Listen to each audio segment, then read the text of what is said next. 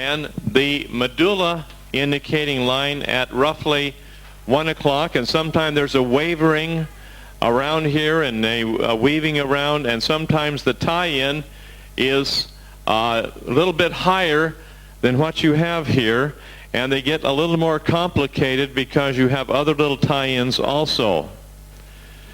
Now this is exceedingly important that we look at this. Okay? Let's say, for example, yes, sir?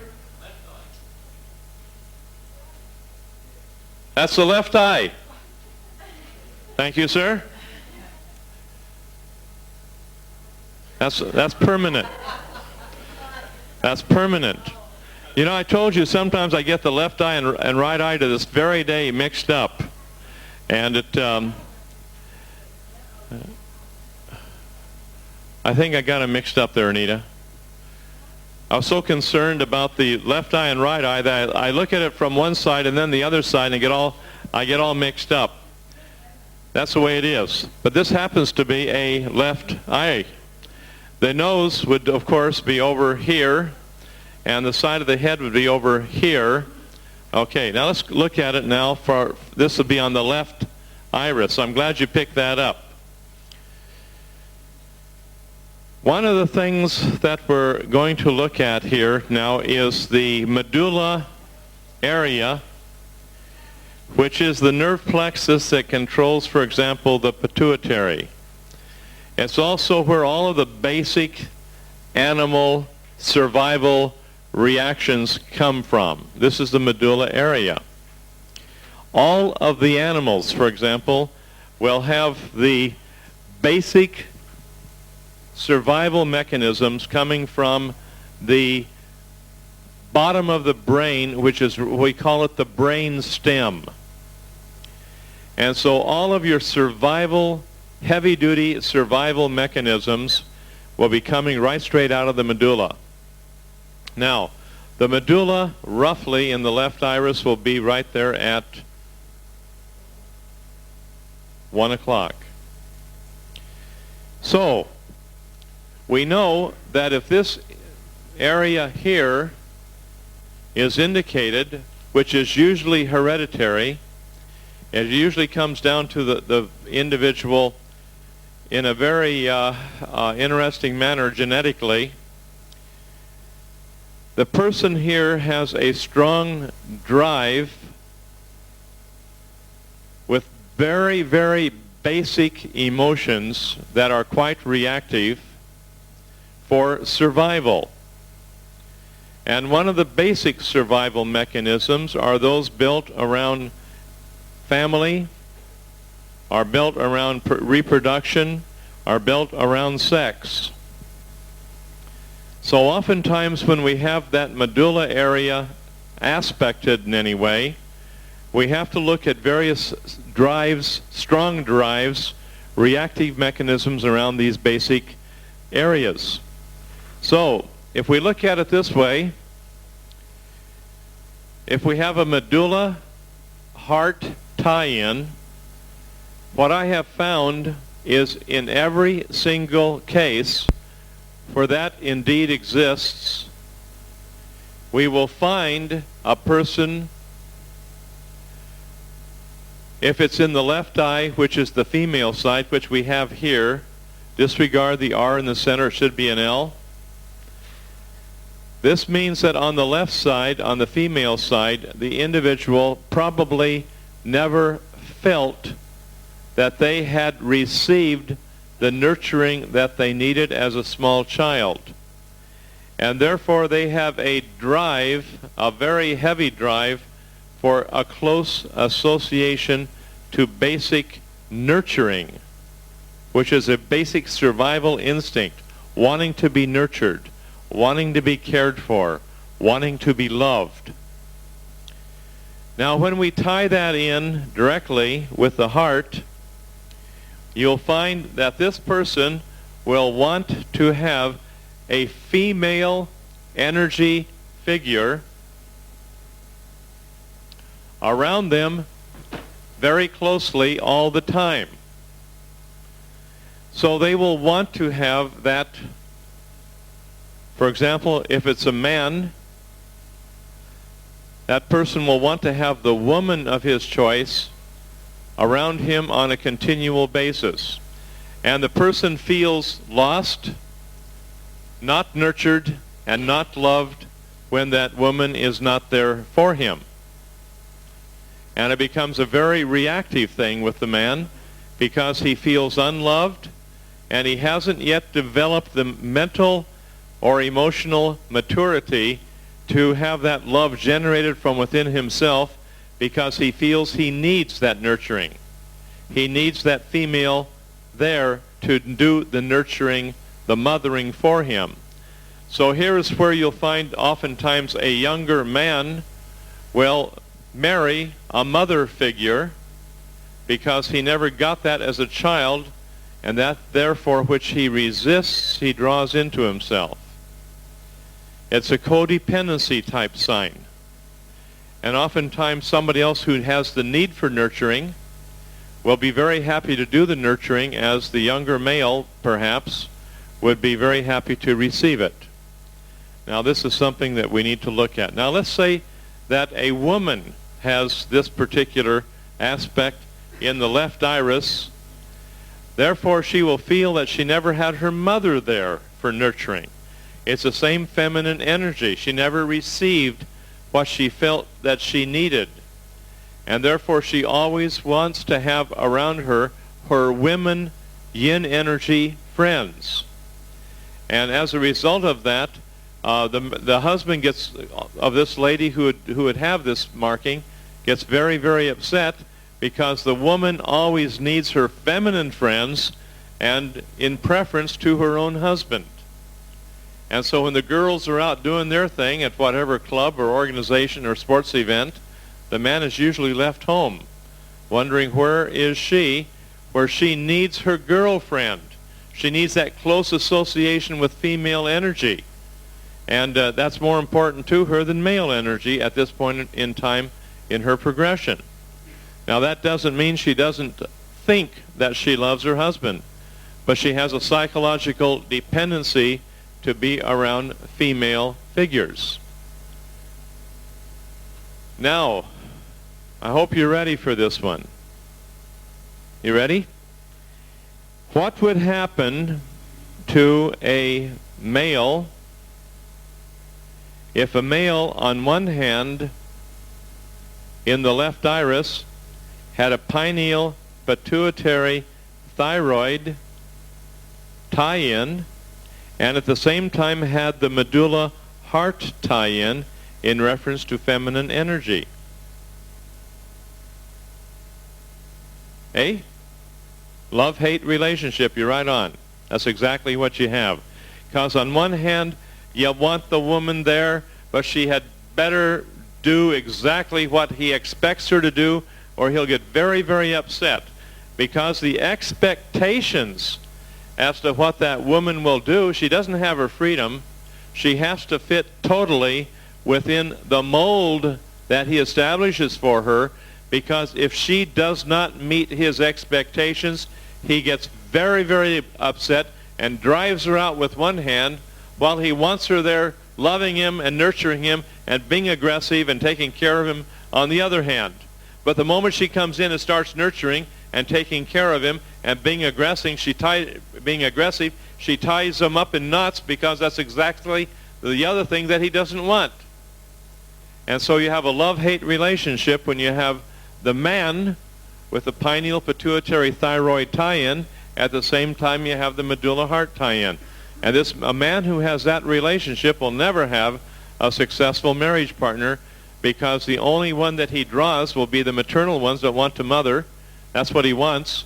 And then he can't stand it on the other hand, because they are very, very overpowering and dominant and smothering him to death on the other. So it's just a love-hate relationship every step of the way. Now, if on this left side the female has the pineal pituitary thyroid tie-in, and at the same time the medulla heart tie-in, what are you going to have? Love-hate relationship. You want that motherly influence around you, but you can't stand her when she's there.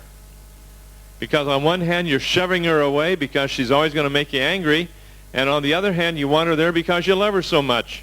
But if you want her there, she's got to do exactly what you demand of her, or else you push her away with your anger. It's a real hard nut to crack here. And so if you can take a look at these particular tie-ins and tie that into your counseling with the people with whom you're working with, then you're going to find that you will make a lot of enemies because you're really telling people what they don't want to hear, because you're having them confront the very reactions which they have. And so oftentimes I don't tell people this when I look in their eye. I make sure I say, okay, now when you hold your points, make sure you hold your heart and medulla points together, and that'll eventually break up that reactive dependency, or the pineal pituitary thyroid. You hold those together, and that'll break up that anger, pain, a lack of enthusiasm complex whenever a authoritative female comes on the horizon in any manner, shape, or form. Now, you'd be surprised how many people have these in their eyes, and how their relationships are always full of love and chemistry and drawing them together, back together again, out the door again, back together again, out the door again, because of the tremendous amount of opposite emotionality that the people have. Now you turn it the other way and you have the same thing the other way. If a female has it in the left eye or the right eye, the same thing applies. Any questions? Okay, next.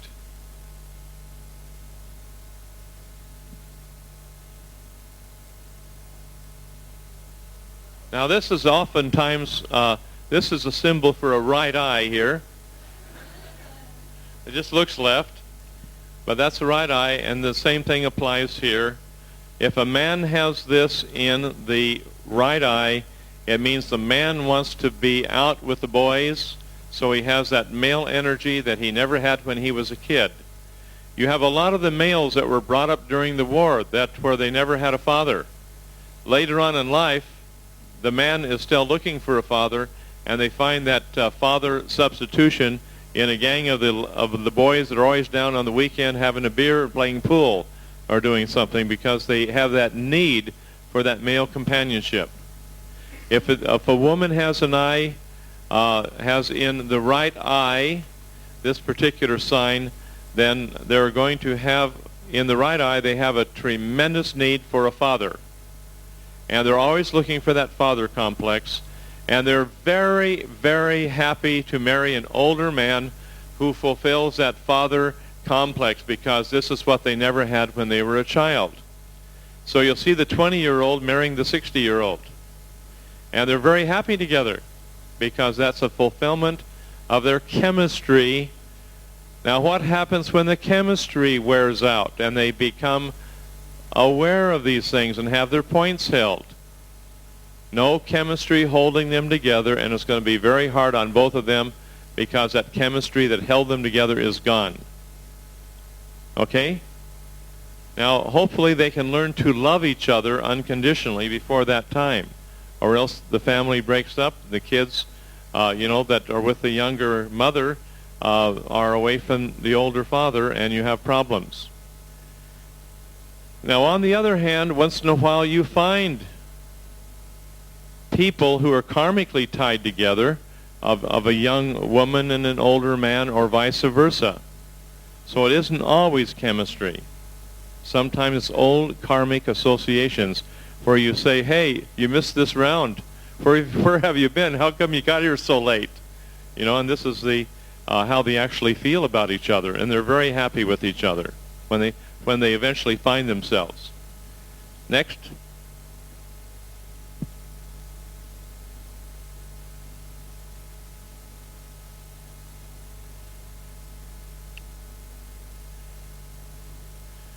Now here's the pineal pituitary thyroid medulla tie-in. Now remember the medulla, now you'll see this occasionally. The medulla is your deep, deep emotional drives for survival. And the survival mechanism is very, very powerful. Individual survival, survival as a family unit. And so you have a lot of your clan powers here where it comes into the medulla tie-in. Now this being a left eye, the medulla will roughly be here at 11 o'clock, being a left iris here. Okay? Now on top of that is anger with the thyroid. On top of that is pain. And on top of that is your lack of enthusiasm whenever there is anything that comes along which threatens the person's survival or the survival of their family. Rather than just being logical about it and taking positive action, there's immediate anger, immediate pain. The person's really not interested because they're not enthusiastic about what's happened at all, and there's an immediate heavy-duty reaction for survival which could put a person into actually destructive anger. So this is where you have people who have a reactive anger as separate from a justifiable anger where one defends the position of oneself and one's family. Okay? Now this is an important tie-in because that medulla, well, right here, when you have that medulla tie-in, you get a lot of very heavy-duty base survival mechanisms. And along with that are all kinds of expectations as to how things should be, especially when those things are not met, pertaining to the needs that a person thinks they should have for their survival. Then they become terribly, terribly aggressively upset about these matters. Any questions? Next, Anita.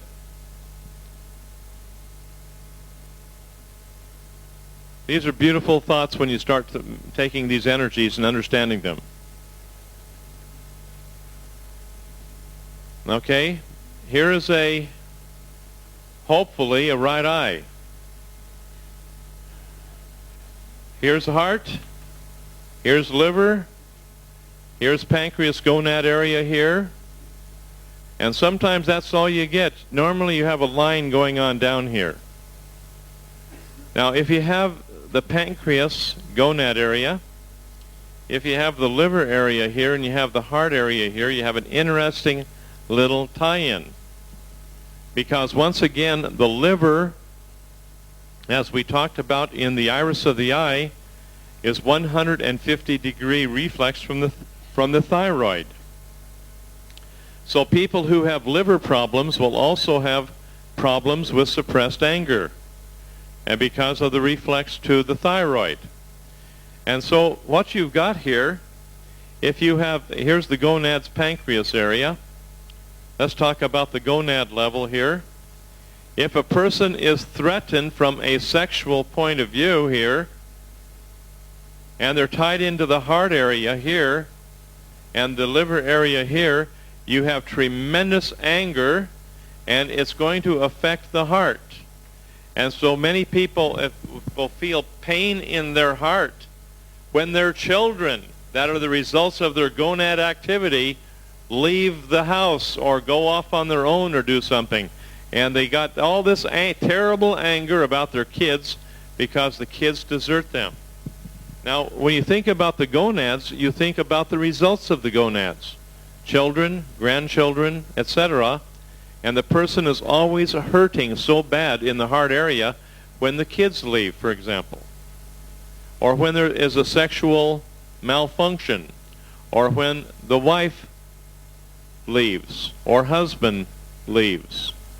And then the person here can oftentimes have a heart condition.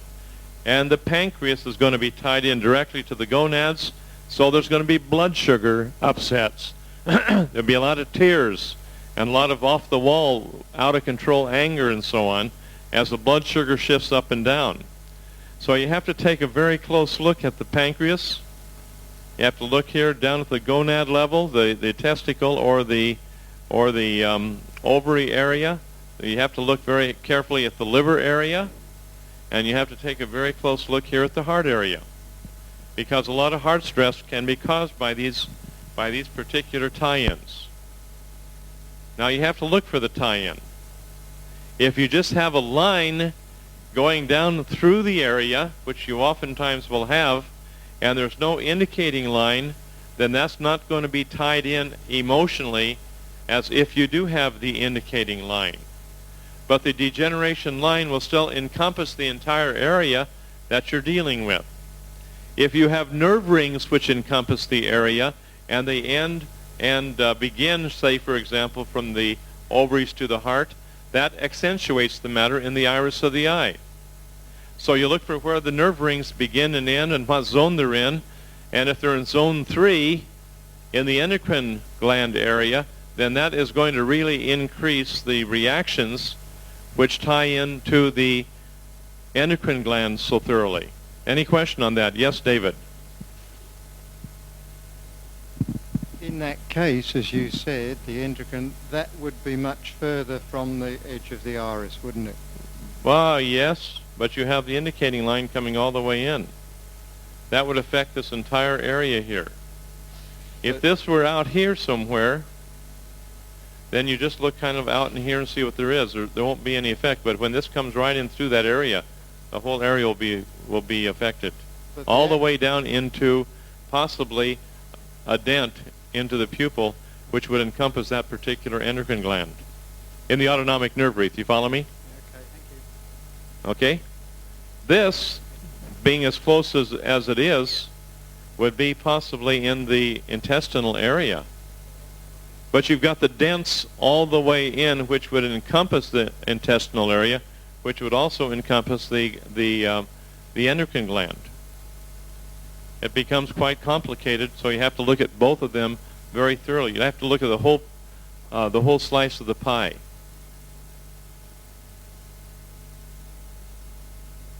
Any questions? Any comments? David? You sure? Kyle? Thank you for coming up, sir. When you're holding this as a tie-in, do you... Heart? I'm about to ask a question. You're going to say yes to it. Liver? When you look at the pancreas gonad line there and you run into the iris, you then look in the iris to determine whether you hold the pancreas, the gonads, or both. Yes, sir. That seems reasonable to me. Because if you hold the pancreas, you're going to affect the ovaries or the testicles. Okay? Okay. Anita?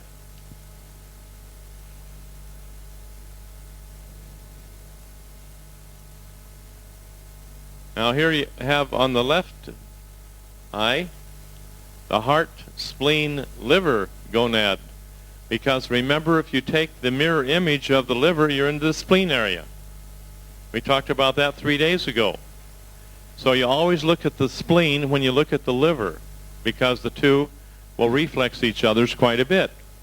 And so here you have the gonads on this side, but interestingly enough, where you have the spleen area on the left side, you know that at 4 o'clock, roughly, which is where the spleen is, you're also going to have the liver, according to the German charts, the left lobe of the liver, and you're also going to have the pancreas, which will be just outside of the autonomic nerve wreath. And so the pancreas is at 7 o'clock, roughly, in the right iris, and at roughly 4 o'clock, 4:15, in the left iris. And so the indicating line, you can't just go by the Jensen chart and say that's the spleen, but that could also be a part of the liver. It could be also tied in by reflex, because you're all on one straight line there with a 0-degree reflex, and you've got the pancreas also. So the pancreas area, where you have blood sugar problems and so on, you take a look at 4 o'clock line here, and remember that little hook we had Watch the tip of this. On the right-hand side at 7 o'clock, we had a little line coming down with a little tip coming up. You also look for those little tips over here, and when that tip goes in, that's usually going to be a pancreas point. Okay, now these are fairly close in, these tie-ins.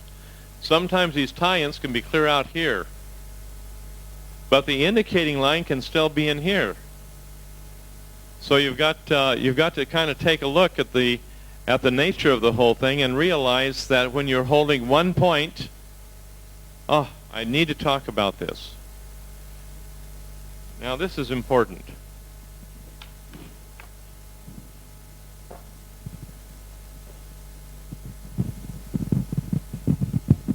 We're getting back into point holding again. You are holding, for example, a point on the toe, and your finger is literally burning off. But the other person feels nothing. And you're sitting there roasting away, and the other person feels nothing. The person who's lying on the table, who's the point holdee, the point holdee feels nothing. They feel no pain, they feel nothing, but you're burning. Now I have no questions about the value of that, because you have different types of very gentle point holding. They're all over the place now. There's about 10 different schools of gentle point holding, from Tibetan pulsing to Jinshin Do, etc., etc. And do they get results? Very gentle results. And sometimes very good results. But they don't get into regeneration because they don't get into the pain level. That must be experienced on the part of the point holdee, which means when you're holding a point on the toe, you may have to turn the body around and get a hook under the toe and really get into the pain aspect so you can get a burning in that particular toe area for a while, which will get the change in the iris of the eye, where you'll see the fibers coming back up in, say, the pituitary area or the pancreas area or the pineal area, etc. And you've got to do that because you have to get the pain in there. Now, there are a lot of people that are not into pain at all, and they have a lot of gentle hands-on therapy, like Reiki, for example. Heck, Reiki is a wonderful healing tool. It's a wonderful healing tool, and properly used in the areas where the person is capable of receiving it, you can have wonderful results. But you will find that it's like every other tool, just like body electronics, it has its bounds and limitations into which it works. And we have to understand those bounds and limitations. Now, people will feel better on a feel-good program with just Reiki, but the calcifications are not going to be changed in the body. The color of the eye isn't going to be changed in color or structure. You with me on this? This is important.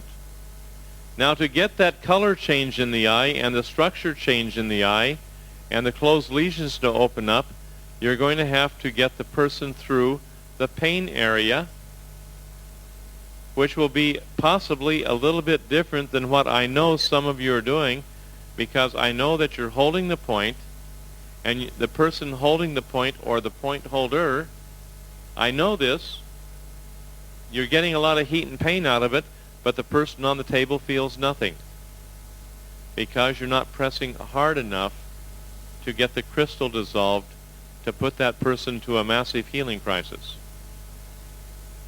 And we're into pain, folks. If we're not getting the pain, then we're not getting the results we're looking for. Linda, come up, please.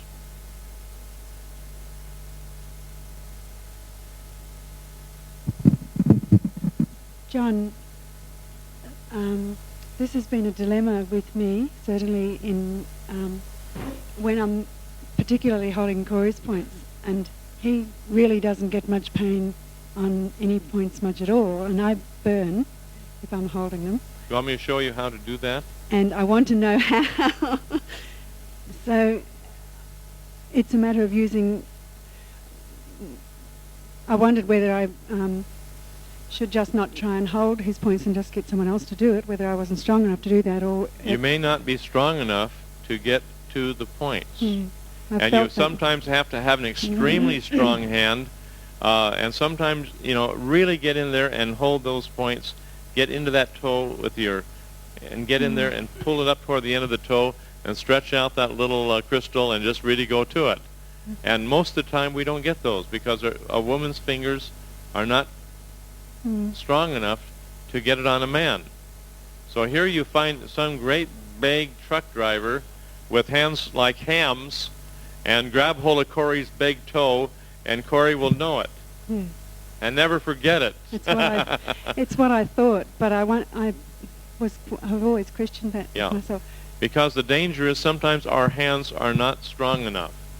But perhaps by leaning on it with an elbow, the elbow would be, but not everything can be attacked by an elbow. Another question? Yes. With regards to the points on the point holding, obviously the asterisk ones are the ones that you say are the best. The what? The asterisked points for each. In general, there's always the exception to the rule. Yeah, I've been just thinking lately whether it would be a good idea to speak with the individual and find out whether some of the other points might be better for them to be held in view of whether there was more pain in some of the other points for them, looking at that, or whether they had a particular problem in an area that point, where that point was. Do you understand what I'm saying? Okay, here's what I would think should happen here, Linda. Pray. And sometimes you get no answers at all, no inclinations, no feelings, nothing. There is where you go back to the prioritized list and go down step 1, step 2, step 3, and like a little mechanic, like a little robot. I'm not talking about the sequence of points. Yes. Now, let's say you have 4 stars down here in the adrenal gland, and the person just simply cannot function. Now, Peter back here has a couple of slides before with a chronic condition there in the adrenal where the eye is completely dilated for a long time, right? Right, Peter? Peter, on that slide of yours, wasn't the adrenal gland quite chronically...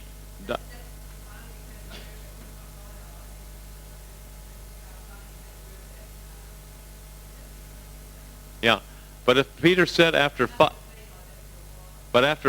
minutes of holding the adrenal, which is an adrenal point, then of course the dilation of the eye came back to normal and stayed normal. That's my understanding. Is that correct? Okay, and so here, sometimes you feel intuitively to do something. Do it, provided you know that you have that strong feeling and it's not based out of emotional reaction. Now, on the other hand, a lot of people, they will not make up their mind on their own to do something out of a knowledge of what they see in the eye, but they'll depend on their Ouija board, or they'll depend on other types of techniques to make decisions for them where they're not able to operate out of their own knowingness. I have seen in my seminars such as this a group of dowsers who claim to be all good dowsers, and they take a series of 4 or 5 people and do a complete analysis on them as to what to do with which organs and which points and so on. And when all things are said and done, everything is contradictory one to another. Now that makes things very, very confusing for everyone involved, including myself. Okay? the best thing to do is realize that your dowsing is no better than your clarity. Now, of course, everyone thinks that they're clear and everyone else isn't when they're doing the dowsing. There's a danger here. It's a real good danger. You have people working with kinesiology. And are you aware that kinesiology, when you're doing it, can be influenced by the expectation of the outcome on the part of the practitioner? Are you aware of that? Okay. Like, for example, bless a cup of sugar or something like that and slip it into the tools of the kinesiologist, and they'll come out believing the white sugar is good for you, when in reality it isn't. So there's a lot of little mental tricks you can do just by your expectations, which can get people into a pack of trouble. I see a lot of this being done, and I just want to caution you. Yet, on the other hand, if you hold a point and it hurts, it's going to be productive for the whole body. Therefore, you must have been right, regardless of what method you used to find the point. And I think that's correct, too. Find the pain and push. And if you don't know what to do, you find the pain and push. Yes, sir. Sydney first.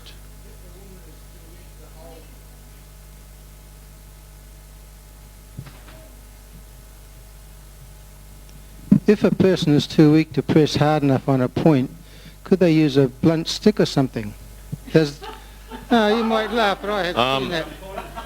What's the important thing, the pain that the point holdee receives or the burning that the finger gets? Well, here's something to consider, and I want you to do this with a certain degree of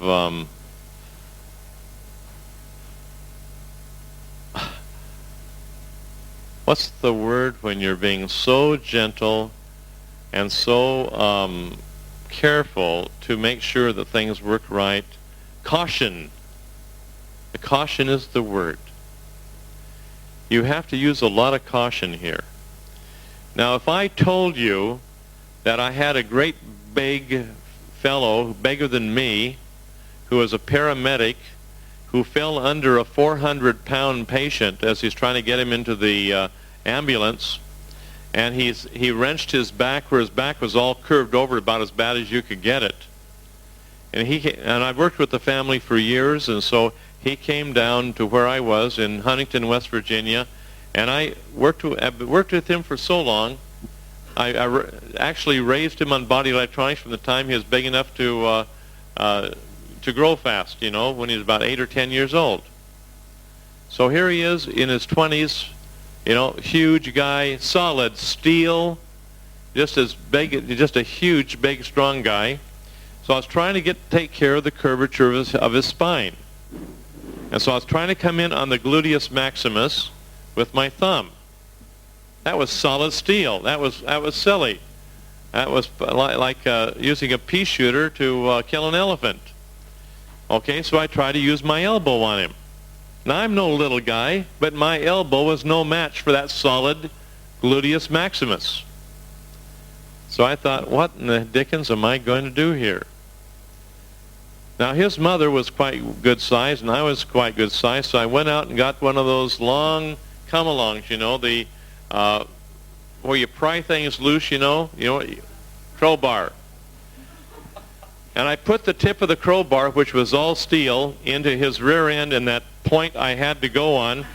And I leaned on the top, and his mother got her hands around that. Her hands were bigger than mine, pushing down on that crowbar, And we were there for an hour or two, and we burned. Our hands burned and burned and burned, just like we would on a point, on a crowbar. And then finally, the thing pulsed just like a point. And the spine began to straighten out right before our eyes, and after a while he was out of this terrible pain. Now, if I were to tell you that I ever used a crowbar on a patient, that would immediately cause me to lose credibility, so I'll never mention that to anybody. That's on tape. But I used it. And so a steel metal bar transmitted that energy, and we held that point, and it helped. And by golly, his back straightened out, he was out of pain, and he was just fine. And he went on back to work. And he was fine the next day, and fine a week later, so evidently that worked. Now, I'm not going to tell you to take a nice big pair of pliers that you can get your hands on and around and make contact with that. And I'm not going to tell you to hold a point with those pair of pliers. Perhaps you might want to put a little padding on it somewhere here and there. And I'm not going to tell you to do it beyond what a person can lovingly and willingly endure. But you might want to do it and realize that your hand is going to burn off, and you can get blisters on that by holding that. You hearing me? Just blisters. You can get burning on that thing and pulsing just like you would with a crowbar. And some of these little gals then can become quite, shall we say, vicious, and she'll earn the name of pincher digits, you know. And she will be able to really get a good grip on a toe point. Now, frankly, I think that would work. I've often wondered about getting a metal C-clamp and just keeping contact, you know, with a metal C-clamp, or taking a copper wire and tying it to a tree outside. And just every so often, how's it feel? Oh, the pain's going away, and just put another couple of turns on it. You know? And why not? And as long as your hand is there, you can feel the burning, and you can feel the pulsing, and you can feel the vibration in there, and you feel the thing go flat. Keith? Pardon? If you're insulated? Oh, it has to be bare metal. If it's insulated, you won't feel it. And then if you want to, you know, you take your shoes off and take a copper wire, put it around your toe, and tie it to a water pipe. And hope a storm doesn't come along. These things I honestly believe would work, and so metal instruments would work as long as you do not take the human factor out of it. Huh? You could probably, well, Anita, come up here, please.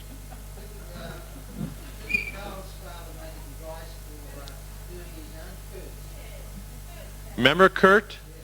I want you to talk about Kurt's father. Here you go. This is interesting.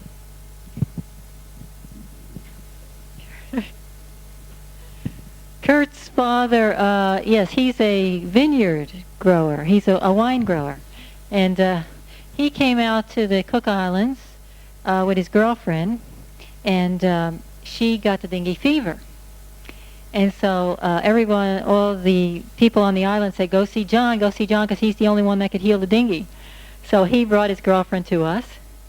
And so we're all done with her appointment and everything, and John, being the the workaholic,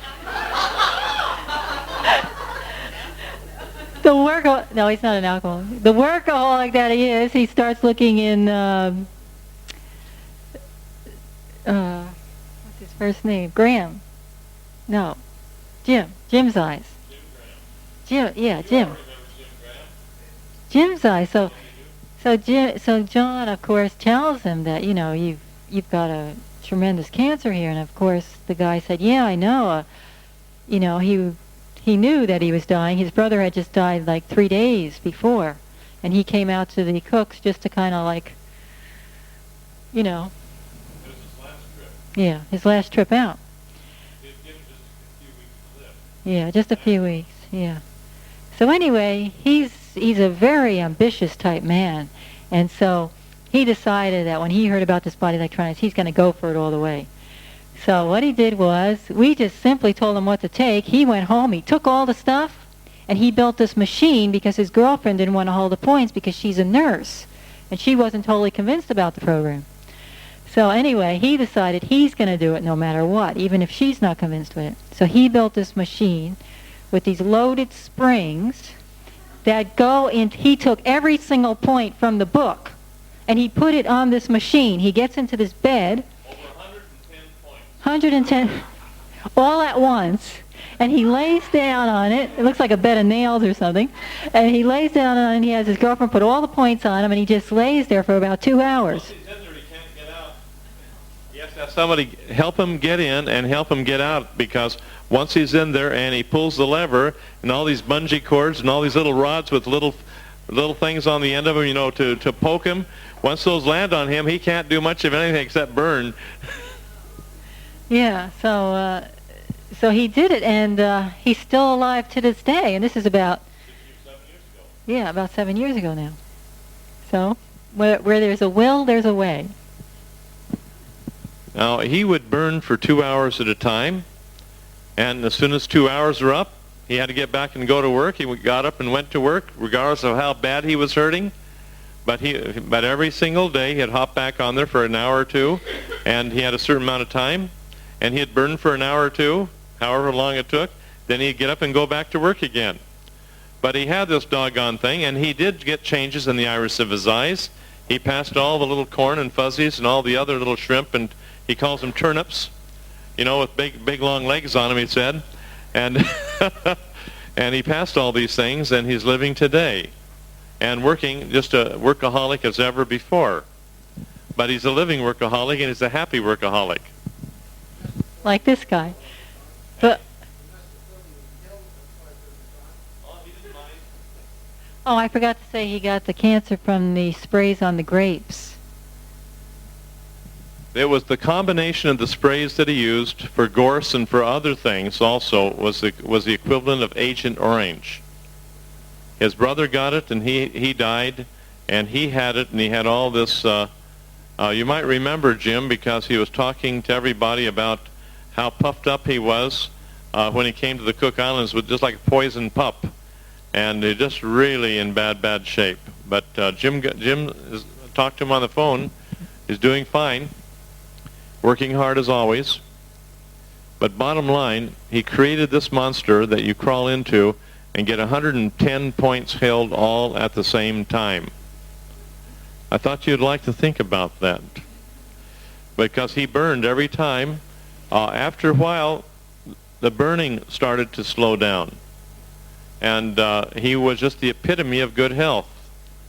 And so if you have, what I'm concerned about is the completion of a point, but he said it didn't worry him. He knew where the points were, and he'd go back there and finish it up the next day or the next day after that. But after a while, the burning stopped, and he started feeling pretty darn good. But I still think you need the human contact to feel. See, he no longer had any pain. But how about the electricity coming out? How about the numbness coming out? And other things. Those didn't come out, and you have to have the human factor in there for any type of metallic object. I hope that helps. Whose question was that? Sydney? You're a mechanic of sorts. I imagine you could contrive all sorts of interesting torture devices for people, couldn't you? A piece of wood instead of a piece of steel. But the thing is, the wood doesn't transmit the energies. Helena.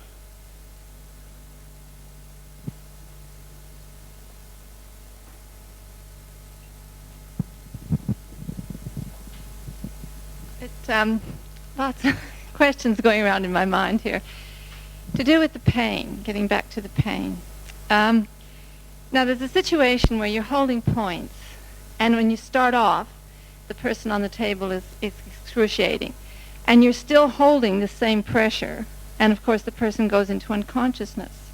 So what's happening in that situation? I mean, it's still, and when you finish after the hour or 2 hours, the person hasn't have felt the pain again, and you know there's been a lot of action because you've got pain burning in your hands, and there's a hole in the foot basically where you've been holding it. So are you saying that's not effective for the person on the table? I didn't say that at all. They went through unconsciousness. That's obvious. They were in a healing crisis. But the thing is, if they don't feel any pain constantly, and you're not able to get into the painful spot to make them feel the pain, I would question whether or not the person is really making progress. Okay.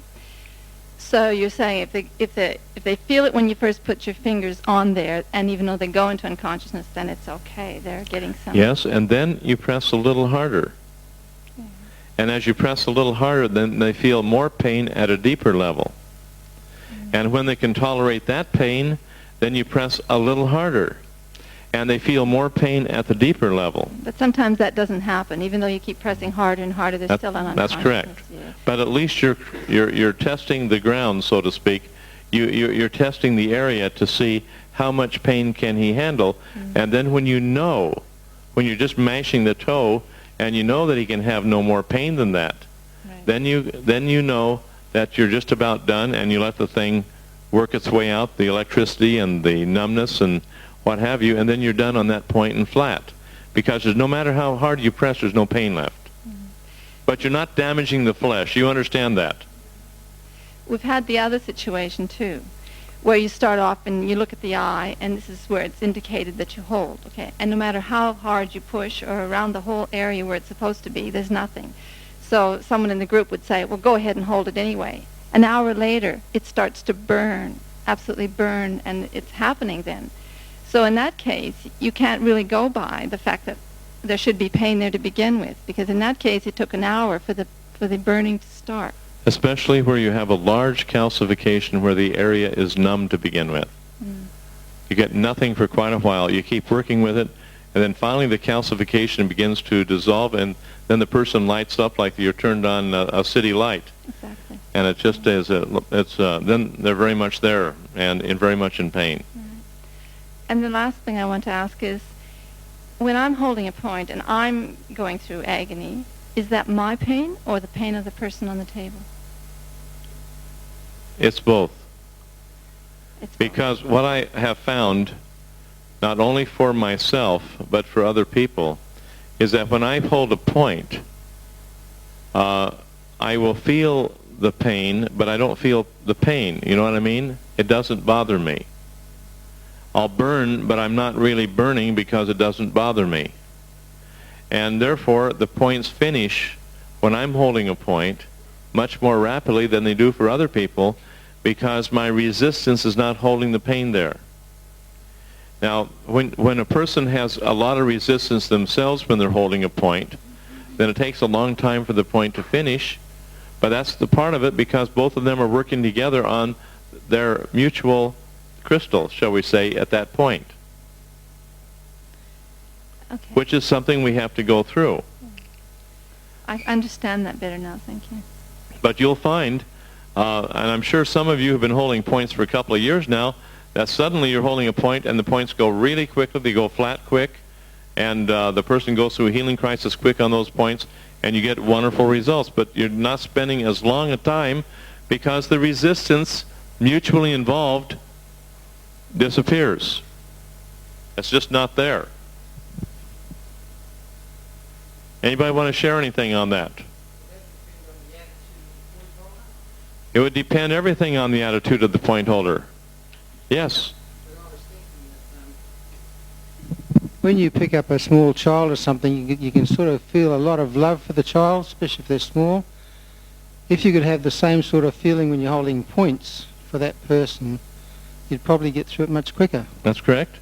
I believe that that's the case. Yeah. Andrea. Andrea? And then Kyle, as soon as Linda's done, then you come up here and you have some thoughts.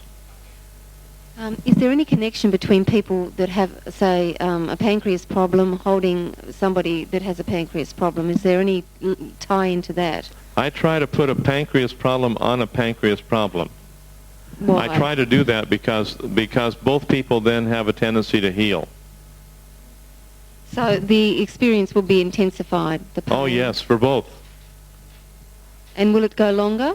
It'll probably go longer. Okay, thank you. But sometimes those are necessary. Now, this is wherein everyone benefits when you hold points. Linda. One thing I'd like to say with regard to point holding and bringing on and Project. and increasing the healing crisis was we've found since since we've been doing the decree in the beginning, we all do the decree, the violet flame decree together, that the tendency for the healing crisis to come on more fully and more rapidly has been increased. What do you think of that? There's no question that that's true, but there are many, many people out there who won't even accept the basic precepts of Christianity or Buddhism or any of the other religions, much less the violet flame decrees. And so what you do is you want people to be true to their heart.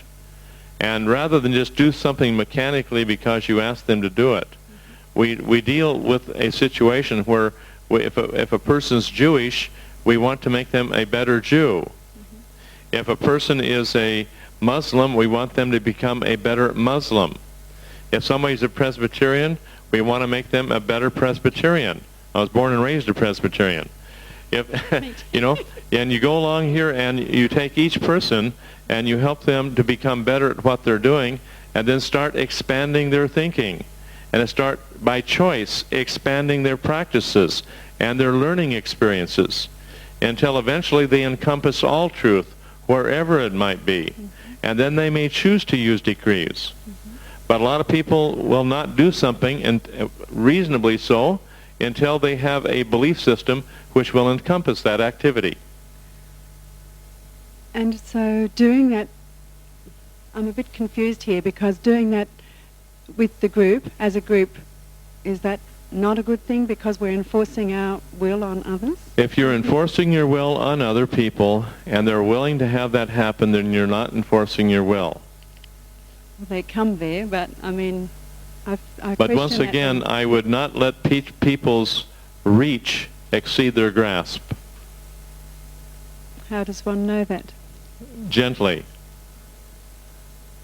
But if you have a way of behaving, a mode of behaviour, and if I'd be interested in Simon or Ruth's comment on this, if you have a mode of behaviour that's there and people come into the group and everyone else is comfortable with it, then you're forcing that on them.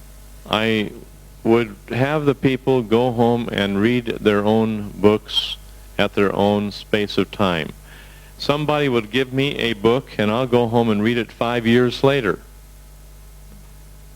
Now, that's my time factor here.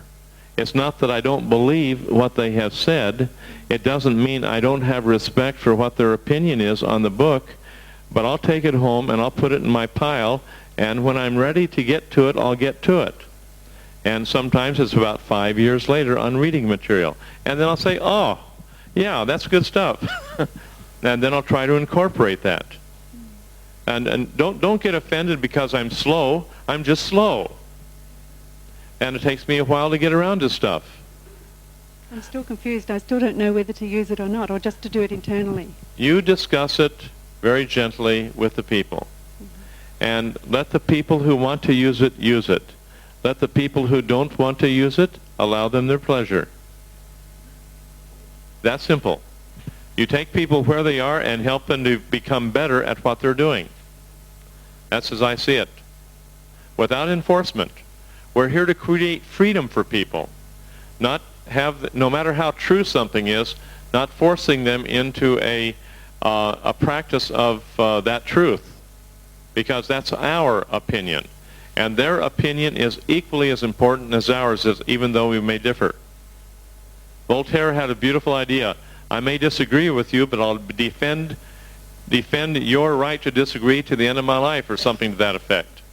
And that's the way it is, and that's the way it should be. We should be here to create an umbrella of freedom where people can be free to be who they are. And I hope that we can do that in the body electronics groups.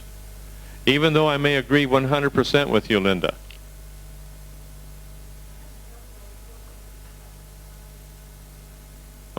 Maybe I am, but that's the way it is.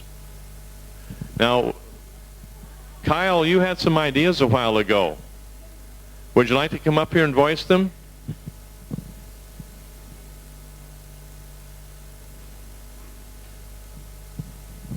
I'm always safe in saying that because Kyle always has ideas.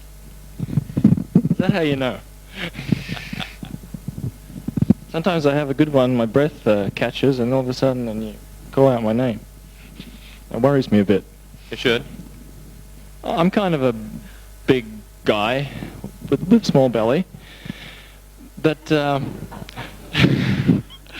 sometimes you need an elbow on a point, and sometimes you can't get.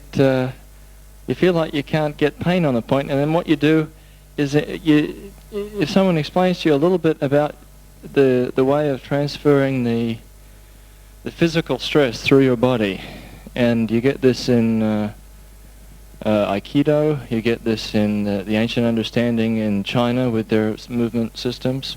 You can also get it in yoga.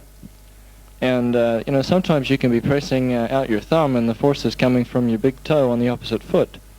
And you feel the stress all the way up the back of your leg, all the way through your back and coming down and out your arm.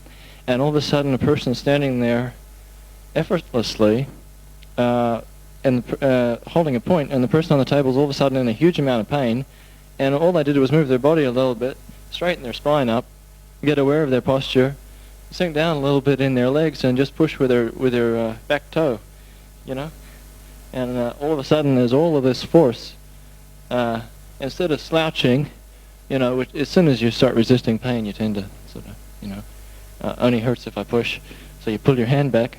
And so, these principles would be worth looking into. You want to say something? The work of Dr. Toffness in Minnesota is spelled Toffness. Dr. Toffness found that by working with certain vectors on the clavicle, the ischial tuberosity, and the pubic bone, he could straighten out any type of spine painlessly. But the spine would go back out of balance again because of the painless way in which he did it. But it did straighten itself out for a period of time.